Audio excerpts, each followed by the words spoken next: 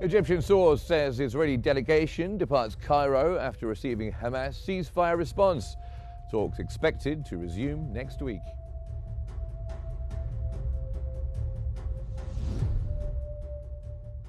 Macron says France to recognize State of Palestine at upcoming UN General Assembly session in September.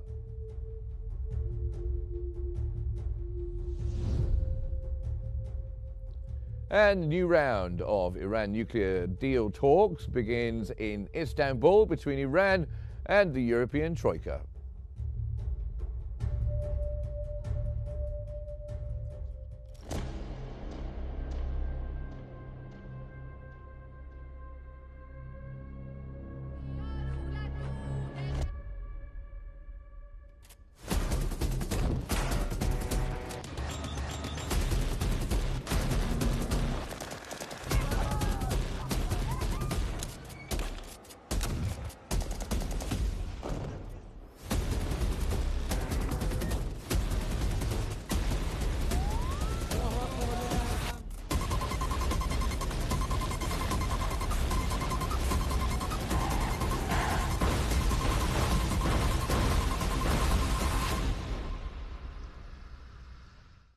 Good afternoon and welcome to Q News. I'm Mark Summers. An Egyptian source says the Israeli delegation has left Cairo after receiving Hamas's response to the proposed ceasefire. According to our sister news channel, Qnews, the Israeli team departed following the delivery of Hamas's position on the ceasefire plan. The Egyptian source added that talks are expected to resume next week once the proposal has been fully reviewed by the mediators and relevant parties.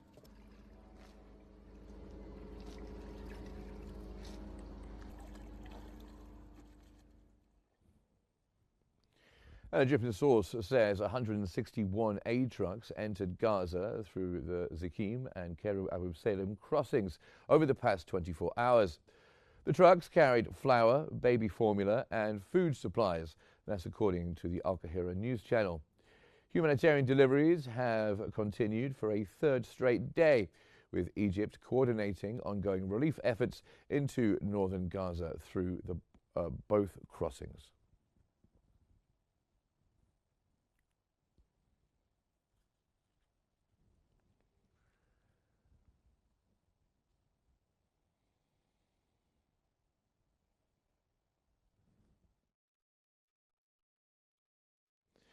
Egypt continues to reaffirm its unwavering support for the Palestinian cause, standing firmly by the rights of the Palestinian people amid ongoing challenges.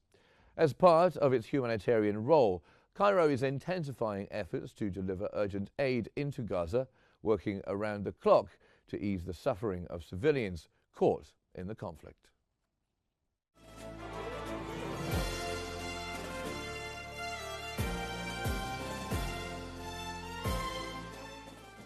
يكفي في هذا الصدد أن أكبر بلد قدمت حكومة وشعبا دعما إغاثيا للشعب الفلسطيني كانت مصر حكومة وشعبا. المساعدات الإنسانية المصرية تكاد تكون هي الغالبة في المساعدات اللي بتقدم للشعب الفلسطيني، فأنا ما أعتقدش أن حد يقدر يزايد أبدا على دور مصر أو على القيادة في مصر. من أول يوم والدولة المصرية بتتخذ العديد من المسارات السياسية والدبلوماسية لإنفاذ المساعدات الطبية والغذائية لإخواتنا الفلسطينيين. نعم للمساعدات تخش لهم، نعم لكل اللي ممكن يتقدم لإخواتنا الفلسطينيين. أنا عايز أقول إن مصر دورها واضح منذ اللحظة الأولى. أهمية إنه يبقى الحرب تقف، أهمية المساعدات لأهل غزة، أهمية إعمار غزة. أؤكد على ثبات موقف مصر من الثوابت المصرية تجاه القضية الفلسطينية، نؤكد على دعم مصر للشعب الفلسطيني. مصر تقف في شموخ صامدة، موقف صعب مكلف بالتأكيد، ولكن أعتقد أن التاريخ سوف يثمن هذا الموقف. بشكل واضح القضية الفلسطينية هي قضية الشعب المصري، هي قضية واحدة، هي قضية إنسانية، قضية حق تاريخي، قضية حرية، وبالتالي موقف مصر هو موقف الشريف دائما، هو موقف اللي دايما منحاز للإنسانية والمعايير الإنسانية والعدالة الإنسانية. واحنا لازم نقوم مع بعض بتكاتف مع الدولة بلا تراجع، وما يبقاش عندنا أي نوع من القلق، لأن فعلا مصر يعني محمية. مصر طول عمرها في ظهر القضية، في ظهر الفلسطينيين، في قدرة الفلسطينيين على الثبات ودعمهم في الصمود. رافضين أن ينال الشعب الفلسطيني الظلم والعدوان والقهر. الدعم الكبير ومساندة الفلسطينيين وإعادة إعمار غزة.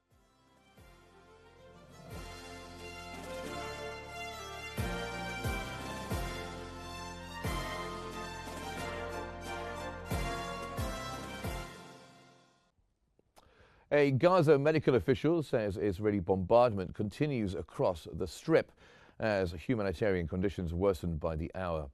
Mohammed Abu Afesh, director of the Medical Relief Society in Gaza, says the Israeli army is striking multiple areas non-stop.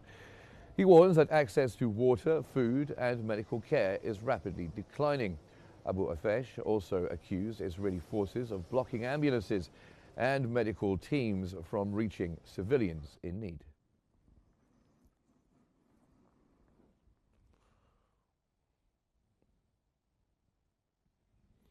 The Freedom Flotilla Coalition says contact has been re-established with the Handala ship en route to Gaza from Italy. The coalition reported a nearly 2-hour communication blackout with the vessel, which is part of an effort to break the Israeli blockade on Gaza. In a post on its Telegram account,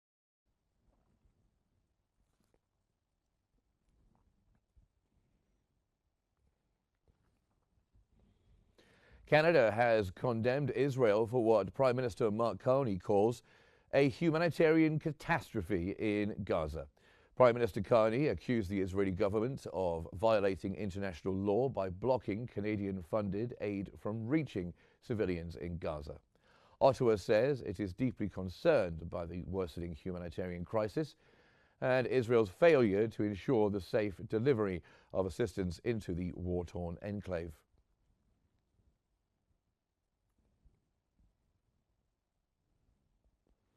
Palestinian media say 7 people were killed in Israeli strikes targeting displaced civilians and aid seekers across Gaza. In the latest strike, 2 Palestinians were killed and 3 injured in the El Zaytun area southeast of Gaza City. Earlier, another person was shot dead by Israeli forces while waiting for aid north of Rafah.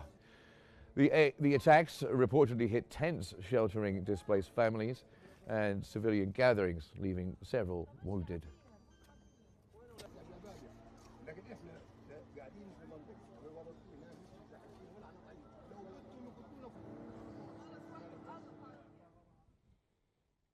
Australia's Prime Minister says Israel's actions in Gaza have created a humanitarian catastrophe that cannot be ignored. Prime Minister Anthony Albanese urged all efforts to protect innocent lives and end the suffering in Gaza. He condemned the blocking of aid and the killing of civilians, including children, seeking food and water. Albanese called the situation in Gaza a humanitarian catastrophe and demanded immediate access for relief efforts.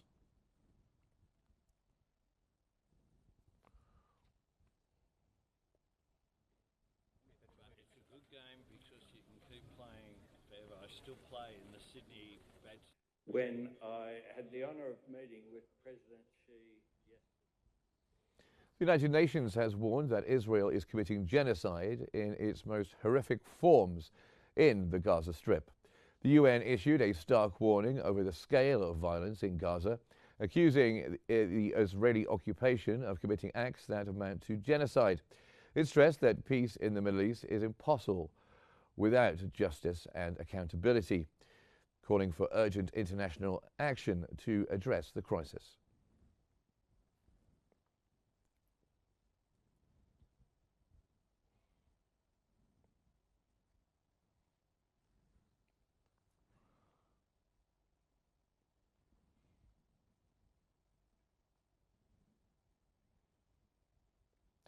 The Lufthansa Group says it will gradually resume flights to Tel Aviv starting August the 1st, with full operations by late October. A spokesperson for the German airline said the situation is being closely monitored, but conditions now appear stable enough to resume service. Lufthansa had suspended flights to Israel due to security concerns. The company plans a phased return, aiming for a full flight schedule by the end of October.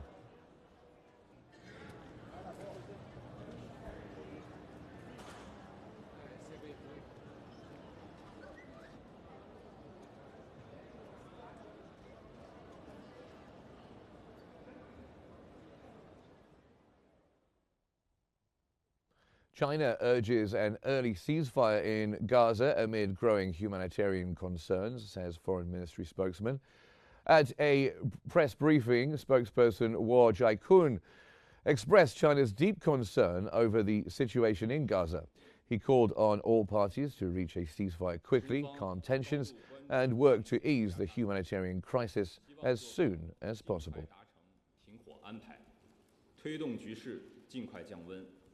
切实缓解人道主义危机。 Now, for more on the situation in Gaza, we go across to Hani Saif, who's in our newsroom. Hani. Thank you, Mark. Ladies and gentlemen, we're joined from Cairo by the editor-in-chief of Al-Ahram newspaper, Mr. Ashraf Abul Hol. Welcome to Q News, Mr. Abul Hol. Now, how do you view Egypt's continued aid to the Gaza Strip, which practically started since day one?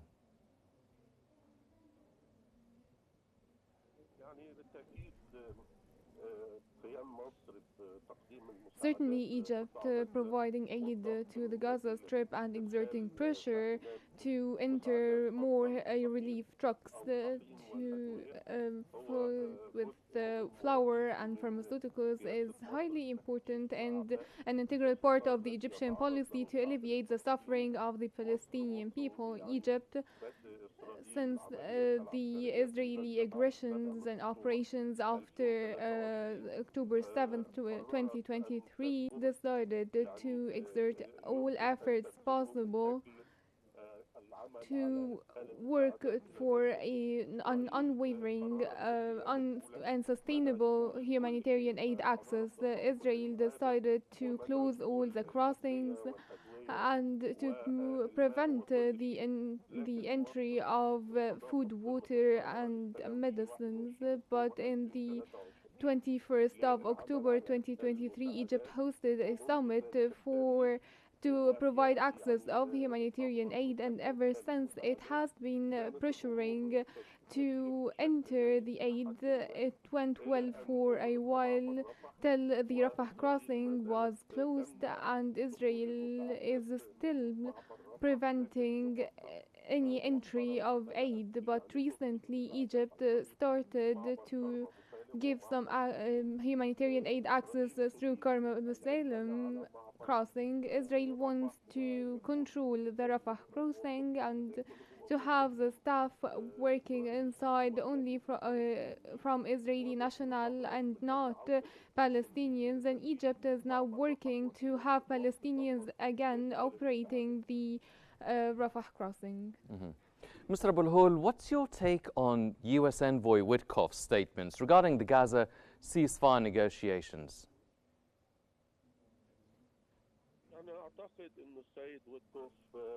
I think that Mr. Witkoff is pressuring Hamas to relinquish some of its demands.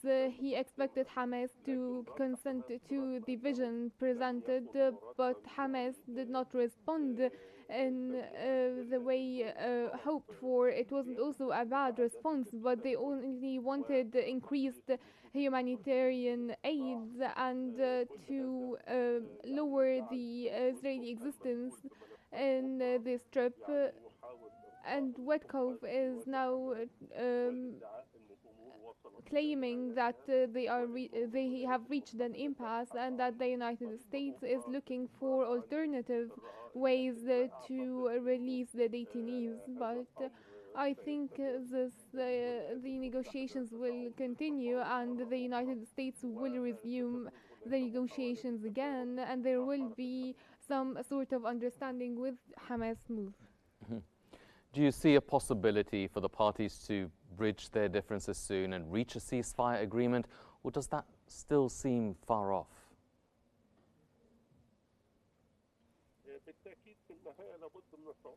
Of course, eventually there must be a ceasefire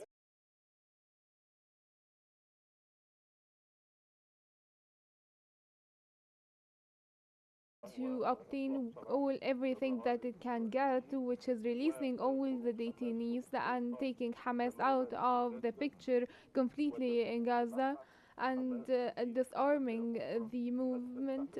And also Hamas wants Israel to withdraw completely from the strip, and they want to reopen the crossings and provide the humanitarian aid entry, but at the same time they are rejecting the Israeli-US demand to be disarmed and to be dismissed out of Gaza. Mm-hmm. Well, President Macron decided to recognize the state of Palestine. Do you think that this move could serve the Palestinian cause on the long run?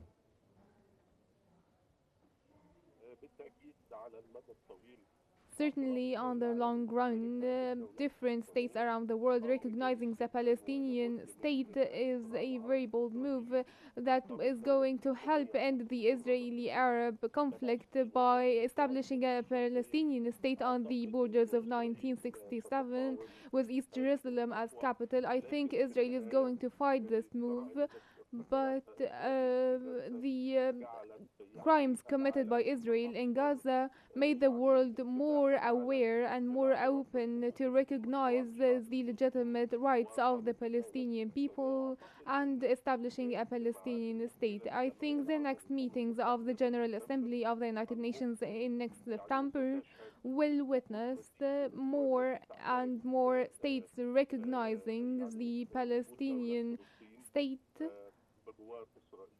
next to Israel. From Cairo, that was Mr. Ashraf Abul Hol, the editor-in-chief of Al-Ahram newspaper. Mr. Abul Hol, thank you very much for joining us here on Q News. Now we go back to Mark in our studio. Mark. Thank you, Hani. Hani, safe there in our newsroom. As we've just been hearing, French President Macron announced France will recognize the state of Palestine during the UN General Assembly session in September.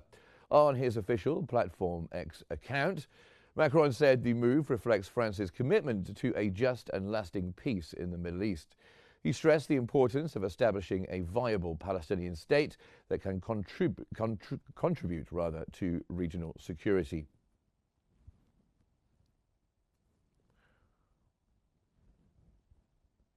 Egypt has praised France's decision to recognize Palestine, calling it a historic and landmark step. In a statement, Egypt's foreign ministry urged other countries to follow suit and recognize the Palestinian state. The ministry said such recognition strengthens the global commitment to a just solution, supports peace and justice, and upholds Palestinians' right to self-determination.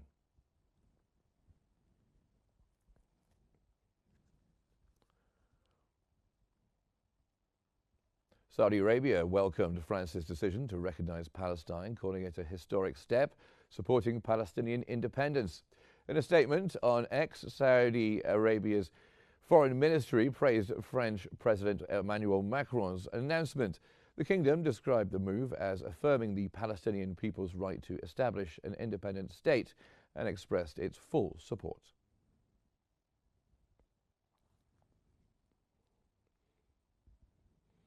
Palestinian President Mahmoud Abbas welcomed the message from French President Emmanuel Macron, in which he confirmed that France will recognize the state of Palestine during the upcoming UN General Assembly session in September. Abbas expressed his appreciation for what he called a brave step that will continue to establish peace based on the two-state solution in accordance with international legitimacy and international law.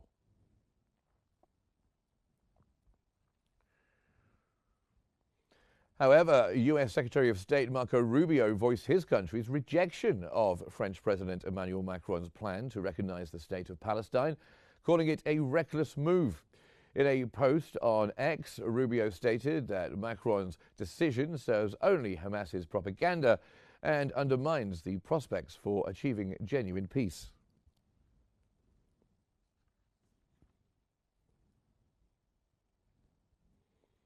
Hamas, though, described French President Emmanuel Macron's decision to recognize the state of Palestine as a positive step toward achieving justice and the Palestinian people's right to self-determination.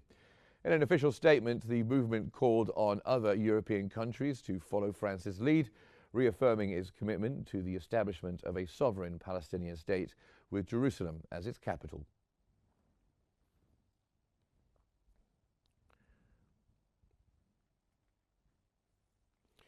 Germany's government said that Germany is not planning to recognize a Palestinian state in the short term, and says its priority now is to make long overdue progress towards a two-state solution. It added that Israel's security is of paramount importance to the German government. The German government therefore has no plans to recognize a Palestinian state in the short term.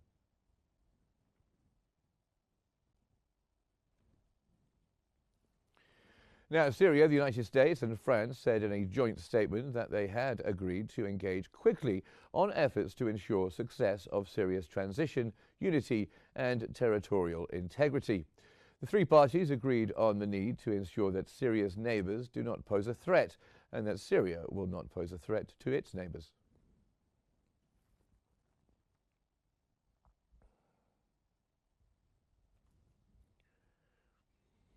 A Lebanese man was killed this afternoon in an Israeli drone strike targeting a vehicle in the town of Bratchet in southern Lebanon.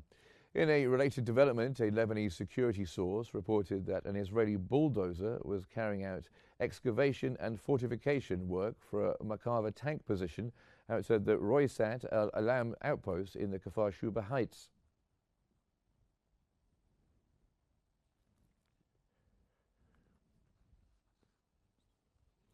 The Emergency Operations Room at the Lebanese Ministry of Health announced that a Lebanese citizen was injured in the town of Al-Duhaira in the Tyre district in southern Lebanon.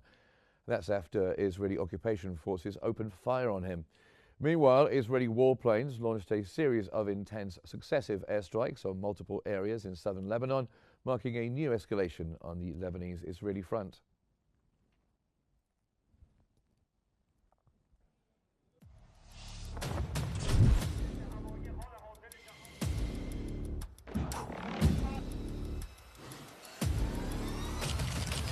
We're trying to make a deal so that there's no destruction and death.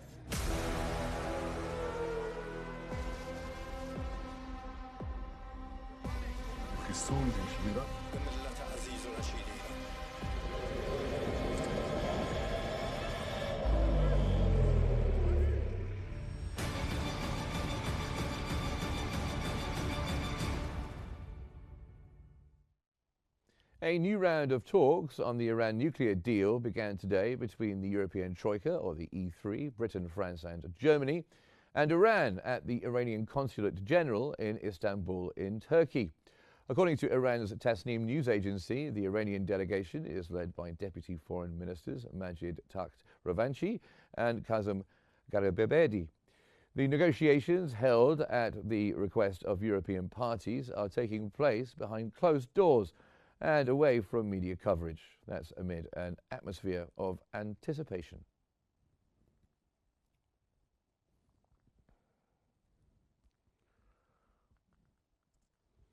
Iran's Deputy Foreign Minister Kazem Garibabedi said that Tehran held a serious, frank and detailed discussion with European powers about sanctions relief and the nuclear issue, in which both sides presented specific ideas. He added that Iran reiterated its principled positions, including on the snapback sanctions mechanism, and that it was agreed that consultations on the matter would continue.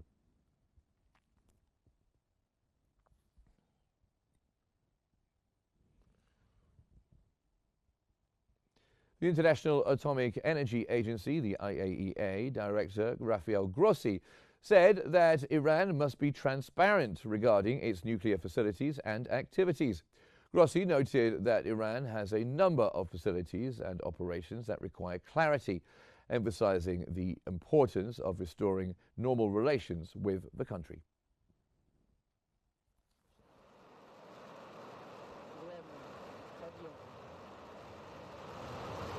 Прошел контакт подъема. Двигатели центрального и боковых блоков вышли на режим плавной ступени. 10 секунд. Параметры системы управления ракеты-носителя в норме.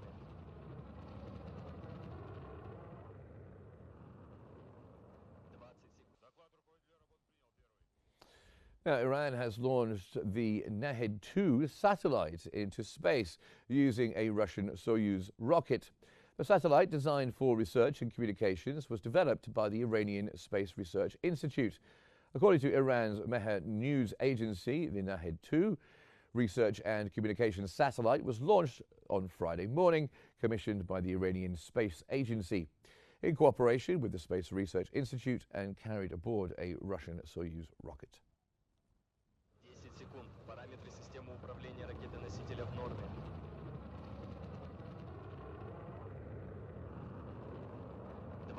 Доклад руководителя работ принял.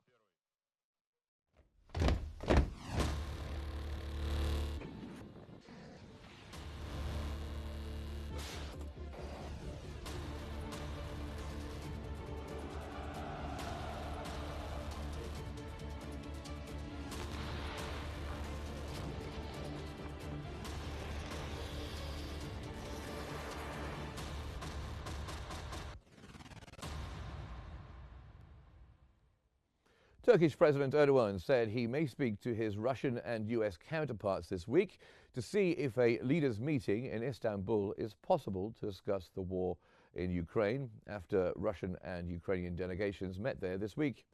Speaking to reporters after Friday prayers, Erdogan said, by holding calls with Russian President Vladimir Putin and US President Donald Trump this week, we'll see if we can bring these leaders together in Istanbul. That is our goal.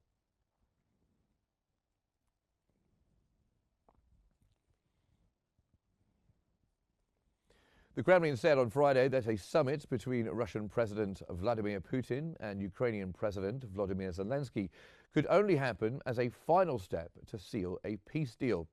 Kremlin spokesman Dmitry Peskov said that it was unlikely that such a meeting could occur by the end of August, as Ukraine has proposed.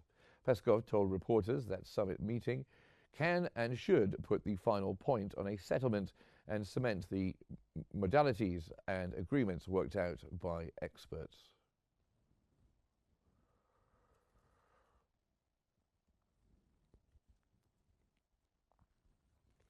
Ukrainian President Volodymyr Zelensky said that Ukraine has received confirmation from partners that they will provide 3 Patriot missile defense systems, and discussions are underway to obtain 7 more.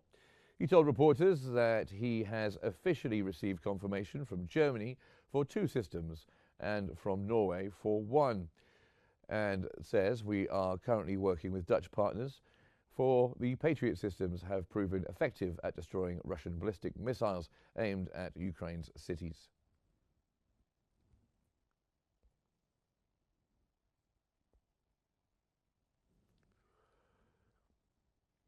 Cambodia's Prime Minister Hun Manet said on Friday that he had supported a proposal by the Malaysian Premier for a ceasefire with Thailand, which later withdrew its initial backing of the plan. The 2 Southeast Asian neighbours are currently locked in their heaviest fighting in over a decade, which Malaysia's Anwar Ibrahim, also the chair of the regional bloc ASEAN, is seeking to resolve.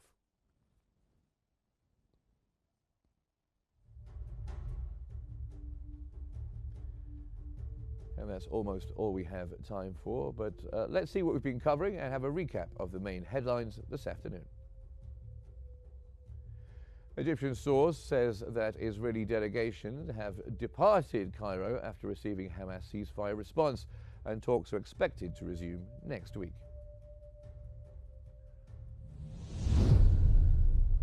Macron says that France is to recognize the state of Palestine at the upcoming UN General Assembly session in September.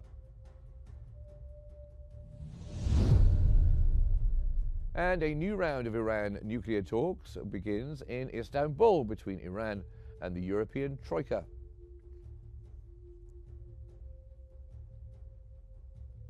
And that concludes our news bulletin for the hour. Don't forget you can follow Q News on our social media platforms. At Q News EGY is where you will find us on YouTube, Facebook, X, Instagram, and TikTok. Thanks for watching, and stay tuned for more updates on Q News.